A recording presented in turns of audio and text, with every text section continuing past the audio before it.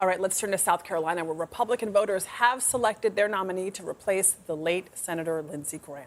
CBS News projects his sister and incumbent, Darline Graham, defeated Congressman Ralph Norman in yesterday's special runoff. While addressing supporters last night, Graham thanked President Trump for endorsing her. Mr. President, Lindsey truly loved you and viewed you as one of his closest friends. I appreciate that bond and appreciate all that you've done for our country. Our victory would not have been possible without you, and we are truly grateful.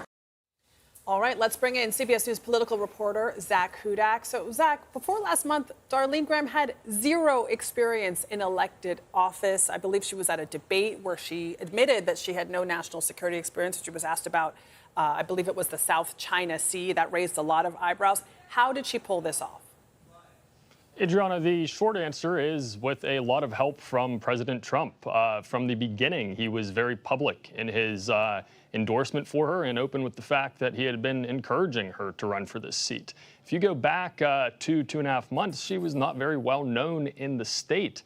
But President Trump was just down there this past Friday in Myrtle Beach holding a rally for her. He had a tele-rally the night before the election. So I think if you want to attribute it to one thing, or even if you were looking for other things to attribute it to, the impact that President Trump had in this race was greater than any other factor in terms of helping Darline Graham win in the end. Yeah, it does speak to the power and the ability of the president in areas of the country where he's still popular to be able to get certain candidates across the finish line, because all I could think of is, not that long ago, I'm old enough to remember where voters in the United States decided that a governor, Sarah Palin, so someone who had executive experience, they did not feel was qualified enough to be vice president of the United States. And here, a woman who has no executive experience at the level that is required for the United States Senate, who admits that she doesn't know anything about national security or geopolitical issues, and admitted to Ed O'Keefe as well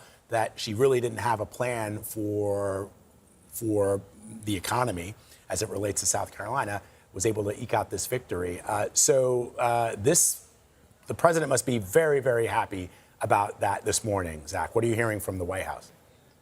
That's right, Vlad. He's already taken to Truth Social to boast about this win and about a House win over in Oklahoma.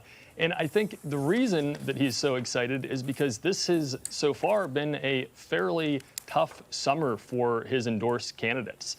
This cycle so far, through the midterms and primaries, we have had 10 Trump-endorsed candidates lose their primaries. 6 of those have happened in August alone. So he's really been trending negatively on that front. And I think any elected official would be looking at their own policies as that's happening and thinking, oh, is this an indictment of me and what I've been doing? So I think it's clear that President Trump and the White House see this as an affirmation that at least some Americans, at least their major part of their base, which is in large part the GOP in South Carolina, represents that, is backing what President Trump has been doing. All right, Zak Hudak for us, reporting from Washington. Zach, thank you very much.